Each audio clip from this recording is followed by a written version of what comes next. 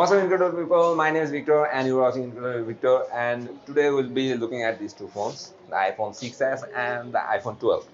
And we'll be looking at how far Apple has came these years. So let's start out.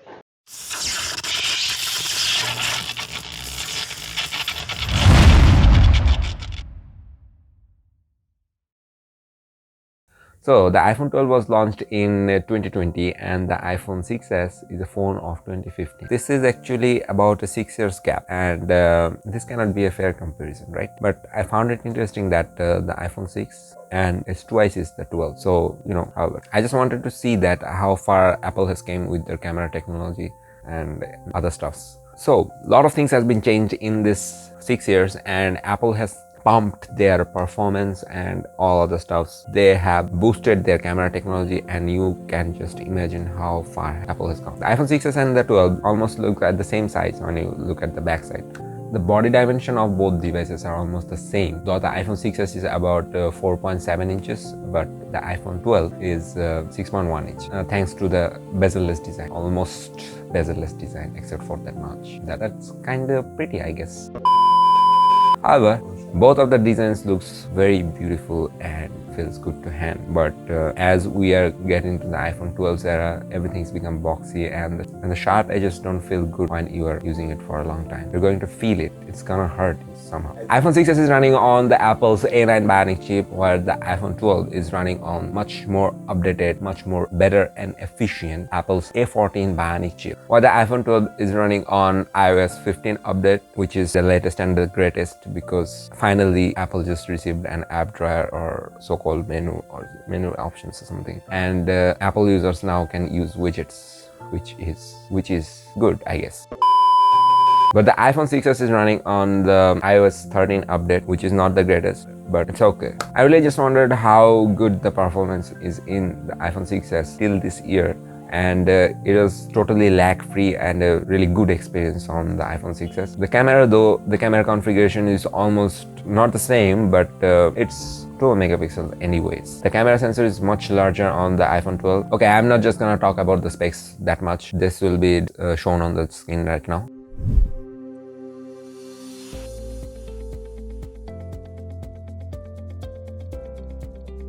The camera is a huge upgrade, though. We have 12 megapixels on both cameras, but you got an extra ultra-wide camera on the iPhone 12, which is not provided in an iPhone 6s. And if you think that the 12 megapixel is the only scale that you can measure both cameras, you are wrong, because the camera sensor size has increased a lot in the iPhone 12, and we can see it on real-life experiences. Though there is a lot of examples that the iPhone 6 photos can be converted as the iPhone 12's one, and I have also seen that. Both of the phones take the 12 megapixel photos, but there is a lot of difference in the image processing of these two phones. So talking about the camera performance, let's look at the photo samples and let's see how far the camera tech has come. Looking at the image samples, I will ask you to guess which one is which, and let me know in the comments below. Have a guess. The left one is the iPhone 6s and the right one is the iPhone 12. If you look at the image samples, both of the images looks identical almost, but if you look at the iPhone 12's image, the image is more saturated and the color pops more than the iPhone 6s, but I like the contrast on the 6s. Now we should be heading towards our next image samples. Can you guess which one is which? The left one is the iPhone 6s and the right one is the 12. Now as you can see, the iPhone 12 is more wider than the iPhone 6s. I'm talking about the main sensor. The main sensor on the iPhone 12 is wider than the 6s, but in the image processing, as you can see, iPhone 12 boosts the shadow area more, which doesn't give a natural look, but in the iPhone 6s the shadows are natural. But overall, both of the phones capture impressive photos. Now here comes another image samples, which is from the main sensor on the iPhone 12 and the only image sensor on the iPhone 6s. Can you guess which one is which? The left one is the iPhone 12 and the right one is iPhone 6s. Now on the iPhone 12, the details are well maintained thanks to the larger sensor that really produces better image. Though both of the phones capture 12 megapixel photos, although a zoomed in shot on the iPhone 12 looks better than the iPhone 6s. One advantage on the iPhone 12 is, though, it is the ultra-wide camera that can capture images like this and why it nails the iPhone 6s. Now check out this image sample where we have green scenes. Can you guess which one is which? The left one is the iPhone 6s and the right one is the iPhone 12, and the image processing on the iPhone 12 has improved a lot. I really like the green on the iPhone 12's photo, but again in the shadow areas like on the mud you can see they don't look that natural. Now a tight scenario like this, the iPhone 12 ultra-wide camera can really nail the situation, and I can take a shot like this where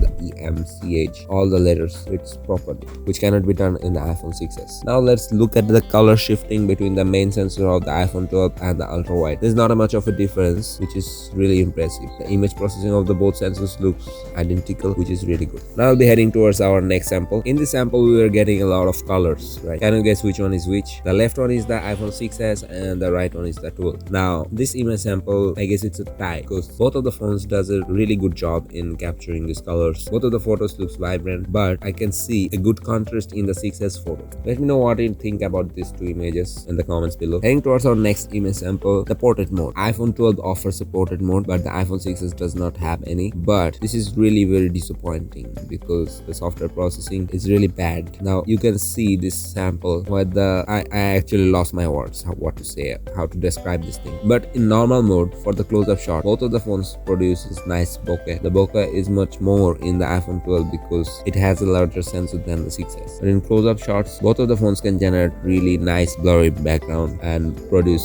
such nice images. Now in this image sample, we are trying to achieve some high dynamic range to test the dynamic range of this phone. Now you might have already guessed which one is which. The left one is the iPhone 12 and the right one is the 6s. The iPhone 12 aggressively processes the shadow areas and brightens the image overall, which sometimes feels unnatural and artificial.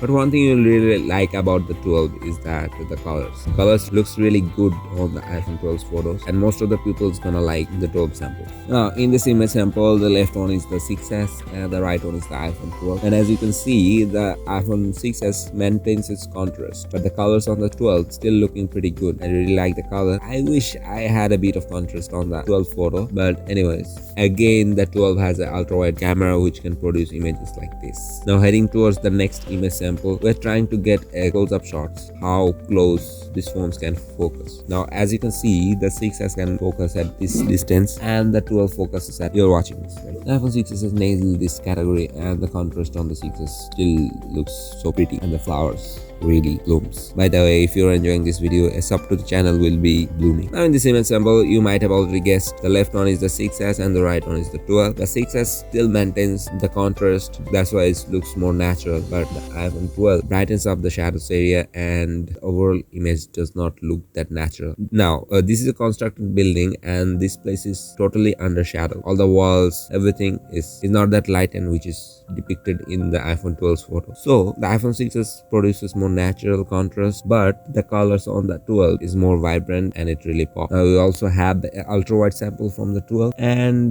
there is not a much of distortion. Yeah, there is some distortion on the sides, but it's manageable. It looks okay. But the image processing is the same. They keep boosting the shadows area. Now this is the final samples of the image. Can you guess which one is which? On the left we have the iPhone 12, and on the right we have the 6s. Now both of the colors looks really good and it's amazing, and the dynamic range is also good, but you might have noticed that the shadow areas does not look okay on the 12's photo, but which is well maintained on the 6s.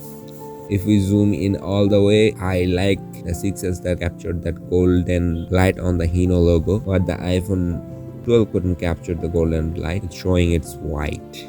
Now we shall be heading towards the video samples of both of the devices. Both of the devices can capture 4K videos up to 30 FPS, and where the iPhone 12 nails the 6s is that it has a better image stabilization. The iPhone 12 offers optical image stabilization, where the iPhone 6s relies on the electronic image stabilization. Both of the samples looks pretty good, but the stabilization of the iPhone 12 is just so good, so smooth, so buttery, and I really love it. One thing you'll be missing in the iPhone 12, which is present in the iPhone 6s, is that the fingerprint reader, which Apple calls as the Touch ID. And you know, a fingerprint reader is a must-have on any smartphone because this is so much convenient to unlock with a fingerprint than what we call the Face ID.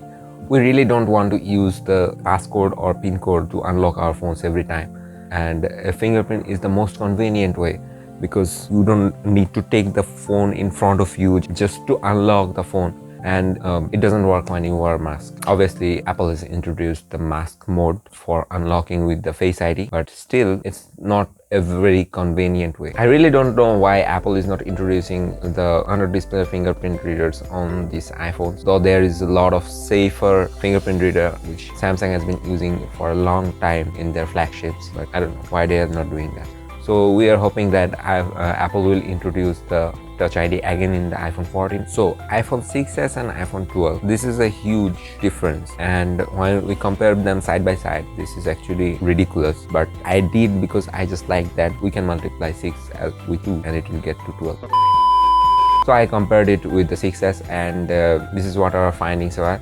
So iPhones are always been considered as the gold standard for smartphone technologies. And among the iPhone series, we have seen that the iPhone 6 series is the most sold smartphone till now. And we have seen a big change in the iPhone's lineup when the iPhone 12 was released. Don't take me wrong, but the iPhone 12 series is a big jump in performance, efficiency, camera technologies, almost everything you can expect from a smartphone. And iPhone 13 is on the market and the iPhone 14 is on the wing now in 2022. And we really expect some better smartphones from Apple. So this was the video. Hope you guys enjoyed this video. If you did, please hit that like button and subscribe for more videos like this. See you soon with some new interesting videos. Till then, stay good, and keep doing incredible things. And yes, of course, keep watching.